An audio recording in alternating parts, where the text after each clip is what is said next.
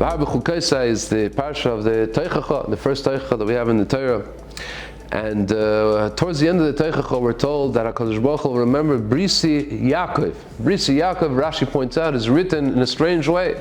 Usually Yaakov is written Yud Ayin Kuv Beis, and here it's written with an extra Vav, Yaakov, with an extra Vav. Why is the Vav here? The Medrash, Rashi already brings from the Medrash that there's 5 times in Tanakh where the word Yaakov, the name Yaakov, is written with an extra Vav. It's not unnecessary. You could say Yaakov without a Vav, like it says in most places. Why? Against that, Eliyahu's Navi is written 5 times, missing a Vav. Eliyahu without the last Vav. Says the Medrash, says Rashi brings, Yaakov took the Vav as a guarantee. He told Eliyahu, I'm taking the Vav, I'll give it back to you when you fulfill your mission. What's Eliyahu's mission? Before Mashiach comes, you have to announce, like the Pasuk says, that he's going to announce that Mashiach is on his way. And then I'll give you back your Vav. I heard once from the Novominsker Rebbe, Zecher Tzadik Levracha, they explained that on Motzei Shabbos, you'll notice a lot of the tefillas and a lot of the songs that we sing, the Zmiras, are connected either to Yaakov Avinu, Al Tir Avdi Yaakov, or Eliyahu Navi. These two personalities play a big part in our Melava Malka, in our Avodah, and our tefillas of Motzei Shabbos. It's very well understood, said the Novominsker Rebbe. Yaakov Avinu was the first who went into Golas. Eliyahu Navi is the one that's going to take us out of, he's going to announce the end of the Golas, and therefore as we leave Shabbos, and we go back into the regular days of the week. We're going back, we're worried about entering the regular, going back outside from Geula back to Golas and Golas back to Geula, this transition, therefore we focus on these two personalities, Eliyahu Navi and Yaakov Avinu. But why is it so important that Eliyahu Navi is going to come and announce Mashiach? Mashiach is the most important. We need Mashiach, we need the Geula. What's the importance? So important that Eliyahu Navi come that Yaakov Avinu has to hold him with a mashkan. He has to take the vav as a guarantee that Eliyahu Navi is going to fulfill his mission of what? Of announcing the Mashiach is going to come. Why is this so important? Rav Shimon Schwab in his Sefer Mayin Beis Sheva, he explains as follows. We know that Eliyahu Navi, when he was battling the Nevi'ei Habal, so he made a deal with them. He said, let's go to Har HaKarmel, the 450 Kayanei Abal, and you're going to bring a carbon. Let's see if Hashem accepts your carbon. And then afterwards, I'll bring my carbon. We'll see if Hashem accepts my carbon. Everybody will see. It will be an open sign from HaKadosh Baruch Hu, which one we get, which carbon Hashem is going to accept, and that's what happened. And before Eliyahu Navi brought his carbon, he said a tefillah, Aneni Hashem Aneni, Aneni twice. Answer me, Hashem, answer me. The Gemara in Brachas points out why the double Aneni. Why does it say twice Hashem should answer me? First time, says the Gemara, Eliyahu Navi was davening that Hashem should accept his carbon, and second, that they shouldn't think that it was some sort of sorcery, some sort of magic, some sort of black magic, that Eliyahu played a trick, and that's why the fire came down. Why specifically in this instance Eliyahu Navi has to add a separate tefillah that everybody should really believe him that it was HaKadosh Baruch Hu?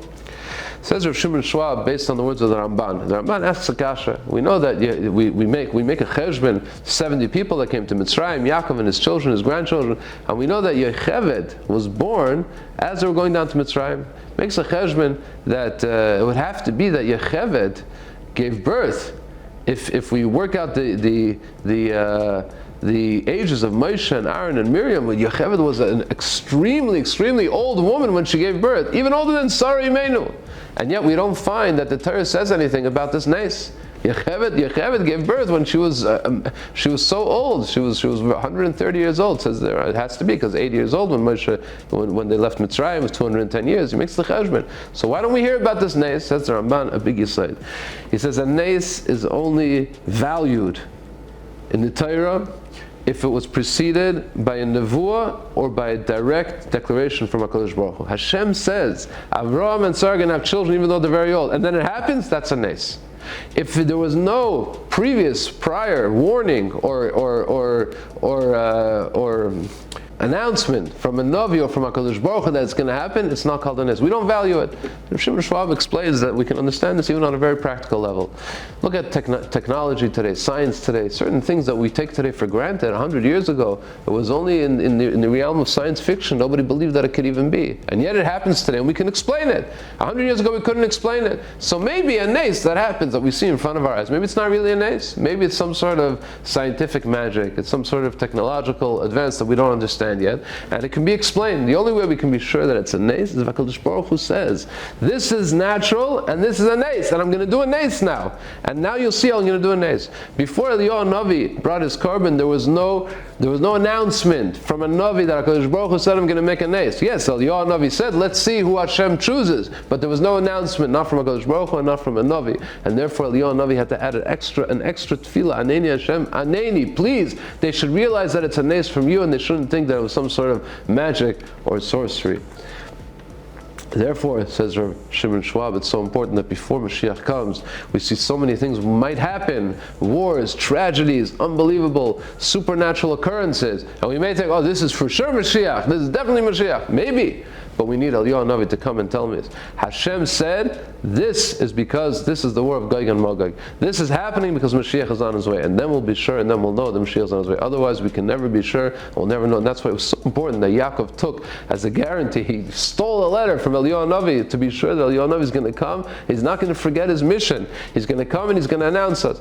So many things have changed in the last few years. The world is changing by minute. Things that we couldn't even imagine could happen in the last 4 years happened, and it's now in our history. We realize, Chavetz Chaim said in his time, so many changes are happening in the world. It's definitely the times of Mashiach, and we're hoping that it should be taka that way, and it should be, and all these signs and all these things that we're witnessing should be the times of Mashiach.